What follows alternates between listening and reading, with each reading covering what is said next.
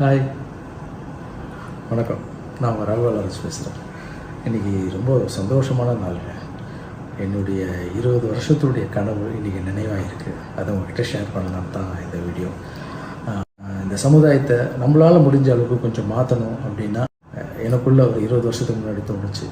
அந்த செயலை ஆரம்பித்தேன். அதுக்கு 20 வருஷம் பிடிச்சிருக்கு.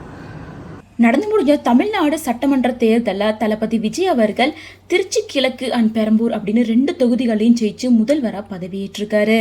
பதவியேற்ற கொஞ்ச நாள் திருச்சி கிழக்குல ராஜினாமா செஞ்சிருக்காரு. ஸோ இந்த நிலையில் திருச்சி கிழக்குல இடைத்தேர்தல் நடக்கிறதுக்கான பணிகள் தீவிரமாக நடந்துட்டு இருக்கு.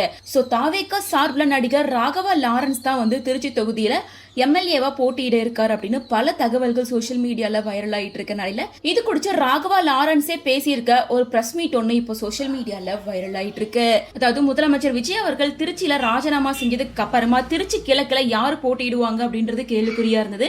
ரீசெண்டா நடந்த திருச்சி தேங்க்ஸ் மீட்ல கூட விஜய் உங்கள ஒருத்தர் தான் நான் கண்டிப்பா நிறுத்துவேன் அப்படின்ற மாதிரி சொல்லியிருந்தாரு. ஸோ அப்படி இருக்கும்போது யாரா இருக்கும் அப்படின்ற கேள்வி வரும்போது ராகவா லாரன்ஸை நிறுத்த போறார் அப்படின்னு பல விஷயங்கள் ரூமர்ஸா பேசப்பட்டிருந்துச்சு.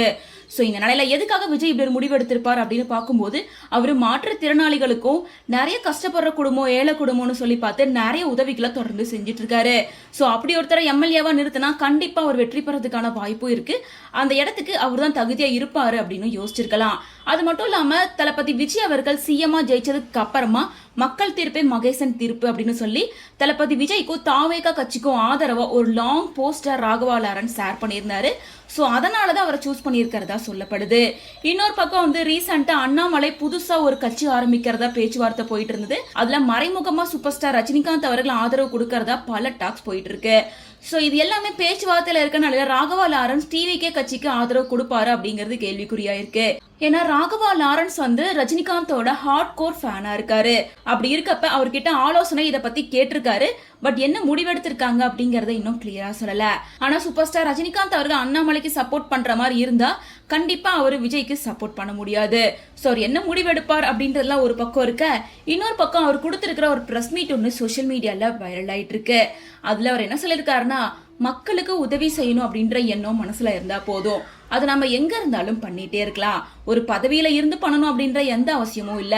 எனக்கு எம்எல்ஏவா போஸ்ட் கொடுங்க, சிஎம் போஸ்ட் கொடுங்க அப்படின்னு எல்லாம் நான் கேட்க மாட்டேன். என் அம்மா சொல்லியிருக்காங்க அந்த பக்கமே நீ போகாதன்னு. உன்னால முடிஞ்சிட்ட உன்னோட இடத்துல இருந்தே மக்களுக்கு நீ கண்டினியூஸா பண்ணு. அதுக்கு எந்த ஒரு பதவியும் அதிகாரமும் தேவையில்லை அப்படின்னு எனக்கு சொல்லியிருக்காங்க. ஸோ அதைத்தான் நான் ஃபாலோ பண்ணிட்டு இருக்கேன். நான் அரசியலுக்கு வரவே மாட்டேன் அப்படிங்கிற மாதிரி முன்னாடி சொல்லியிருக்காரு. இந்த விஷயத்த அவர் சொல்லியே 3 வருஷத்துக்கு மேல ஆகுது. ஆனா அப்ப தளபதி விஜய் அவர்கள் கட்சி ஆரம்பிச்சு அரசியலுக்கே வரல.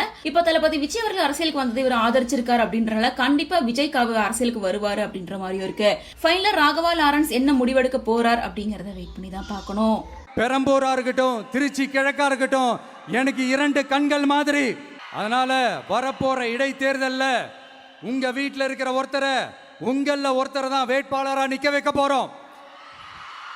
நீங்க எப்படி இந்த விஜய்க்கு ஆதரவு கொடுத்து ஓட்டு போட்டு ஜெயிக்க வச்சீங்களோ அதே மாதிரி வரப்போற இடைத்தேர்தல்ல உங்களுடைய அந்த வேட்பாளரையும் ஜெயிக்க வைப்பீங்கன்ற அந்த ஒரு நம்பிக்கை நான் முழுமையாக தான் நம்புறேன்.